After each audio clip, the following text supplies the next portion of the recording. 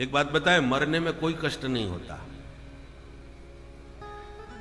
क्योंकि साहब हमने तो खूब सुना है, अंत काले महादुखम तस्मात् जागृति जागृति, बड़े बड़े आचार्य महापुरुषों ने कहा है मरने के बाद तो मरने में तो बड़ा कष्ट होता है। बोले नहीं, मरने का कष्ट नहीं होता।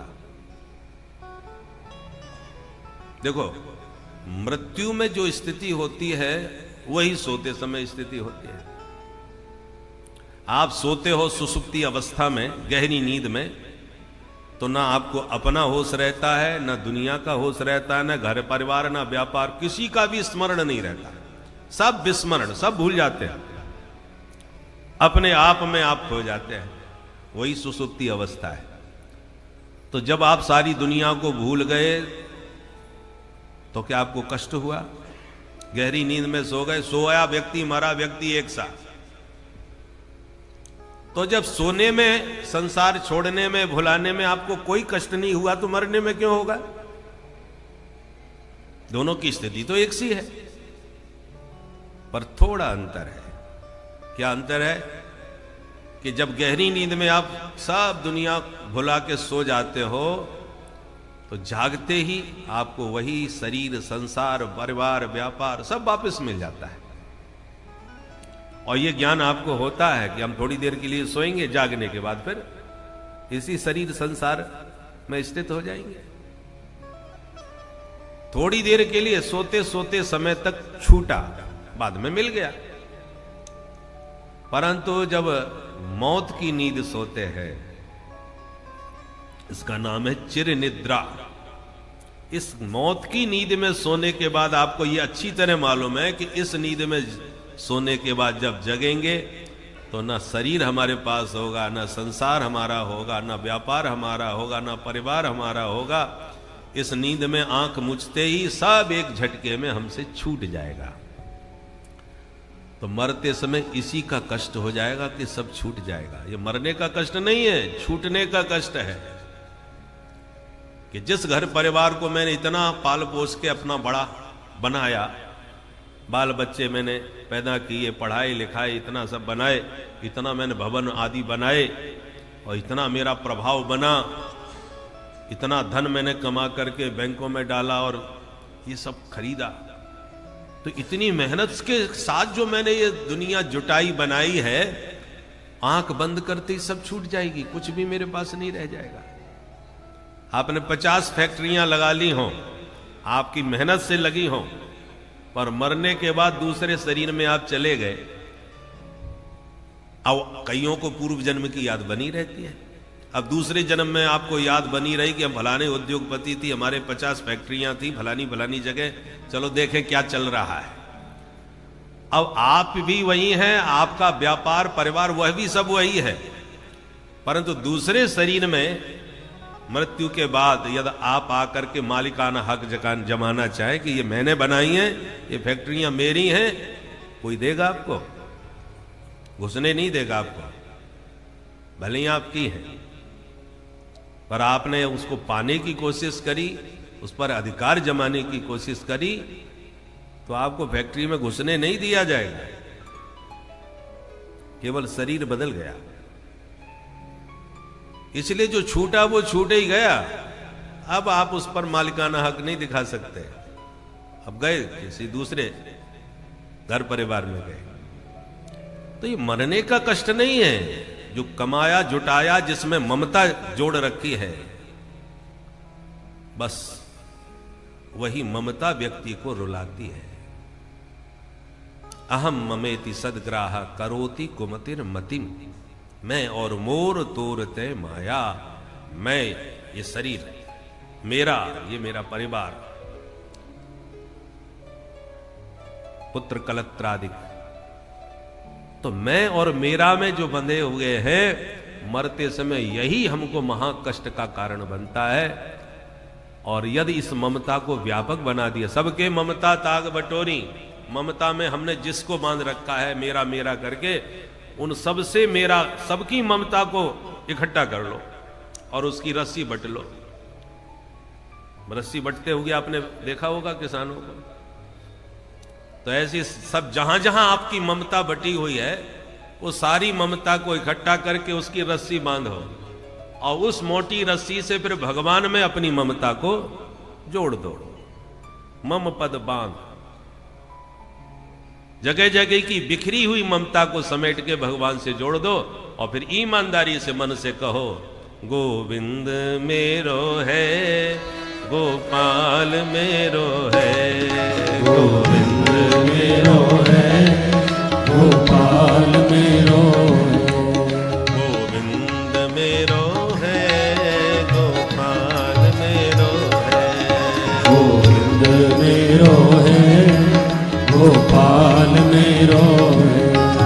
श्री बांके बिहारी नंदलाल मेरो है, श्री बांके बिहारी नंदलाल मेरो है, श्री बांके बिहारी नंदलाल मेरो है, श्री बांके बिहारी नंदलाल मेरो है, गोविंद मेरो है, गोपाल मेरो है, गोविंद मेरो है, गोपाल मेरो है, गोविंद मेरो है, गोपाल मेरो है, गोविंद मेरो है, गोपाल मेरो है। तो ये ममता यदि भगवान के साथ जुड़ जाए, देखो कष्ट का कारण क्या है? जो तुम्हारा, जिसको आपने अपना मान रखा है, उसके छोड़ने का ही तो कष्ट मरते समय सताता है। और भगवान एक ऐसे हैं जो कभी छूटने वाले नहीं, उनसे अधिक आपके निकटतम कोई हो सकता नहीं, होगा भी नहीं, हृदय में ही घुसे बैठे हैं। कल स्वामी जी महाराज बता रहे थे ना, हृदय से अर्जुन तिष्ठति। उस उनके और आपके बीच में कोई दूरी है ही नहीं, पर जो जितना अधिकतम निकट होता है उसको हम देख नहीं पाते। आंखों के यदि सबसे अधिक निकट है तो काजल है, जो आंखों में ही लगा है आपने। पर क्या आप अपने आंख के काजल को अपनी आंखों से देख पाओगे? उसके बराबर निकट तो कोई नहीं है। आंखों में ही लगाया था आपने अंजन, पर आप अपने ही आंख के अंजन को अपनी आंख से नहीं देख पा रहे, क्योंकि अति निकट है। और कोई वस्तु अति दूर हो तो भी आप उसे नहीं देख पाओगे। आंखों में इतनी क्षमता नहीं, इतनी दूर की चीज देख सके। संपाति ने कहा कि मैं देख रहा हूं कि जानकी जी कहां बैठी हैं, तुम नहीं देख पाओगे, तुम बंदर हो, हम गीध हैं, गीध ही दृष्टि अपार। हम लोगों की बहुत दूर की दृष्टि होती है, इसलिए हम देख सकते हैं। हर दृष्टि की एक क्षमता है देखने की। तो अति निकट की वस्तु नहीं देख सकते, अति दूर की नहीं देख सकते, और परमात्मा कुछ ऐसे ही है। तद दूरे तदवंतिके, बहुत दूर भी है, बहुत पास भी है। तो जो सबसे निकट है वही नजर नहीं आता। वे ही हमारे आत्मी हैं, वे ही हमारी आत्मा है। तो जो कभी नहीं छूट सकता उसी को हम छोड़े भूले बैठे हैं, और जो कभी हमारे नहीं हो सकते उन्हीं को हम अपना मान के बैठे हैं। मरते समय बस यही मूर्खता हमको कष्ट देती है कि जो वास्तव में हमारा है उसे अपना हमने माना नहीं, किसको उसको किस मुंह से याद करें।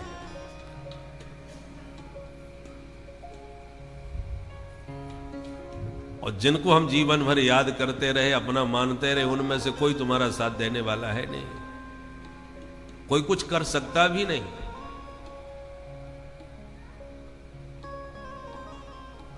इसलिए सुखदेव जी कहते हैं, परीक्षित श्रोतव्य कीर्तितव्यश्च स्मरतव्यश्चेच्छता भयम्। इसलिए जो वास्तव में हमारे हैं उनका स्मरण करो, उन्हीं का श्रवण करो, उन्हीं का कीर्तन करो, तो मौत का जो भय है हमेशा के लिए भाग जाएगा, उससे कभी वियोग होगा ही नहीं। देखो, जिस वस्तु में जितनी अधिक ममता होती है उसको त्यागने में उतना ही कष्ट होता है। मां के गर्भ में बालक है, उसी का अंश है, उसका बच्चा है, और बच्चे में मां को कितनी ममता होती है। पर अनिक्षित बालक हो, नहीं चाहते हैं तो लोग उसका पतन करा देती है, माताएं गर्भपात करा देती है।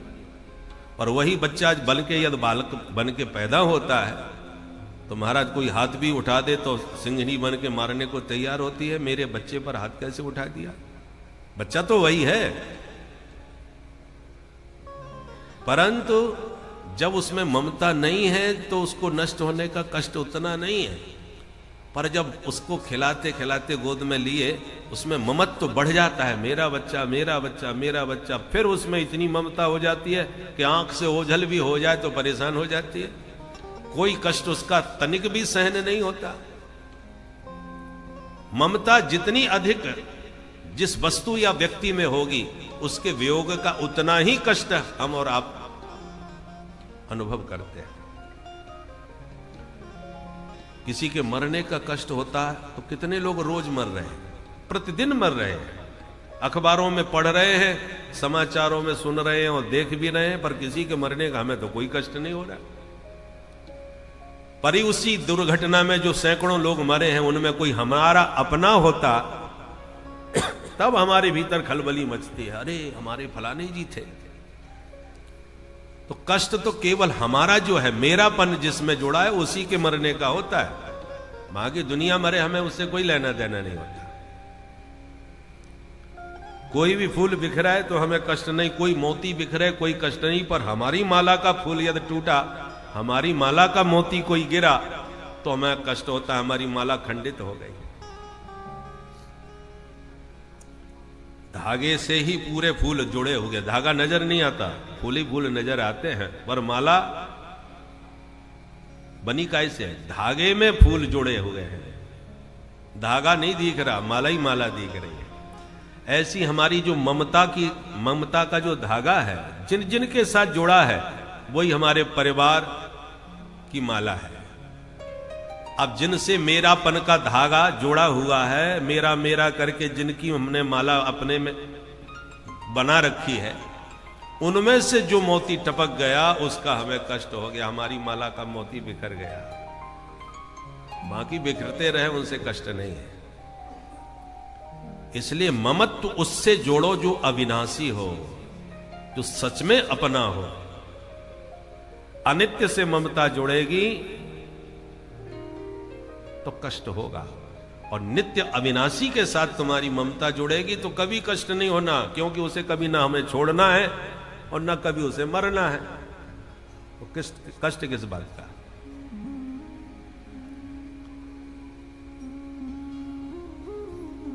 खट्वांग नाम के राजा हुए थे परीक्षित। उन्हें जब पता चला कि मैं मरने वाला हूं तो मुहूर्तात् सर्वमुत्सृज्य गतवान भयम हरि, एक मुहूर्त में ही सबसे मन हटा करके गंगा तट पर भगवान का चिंतन करते करते भगवत धाम के अधिकारी बन गए।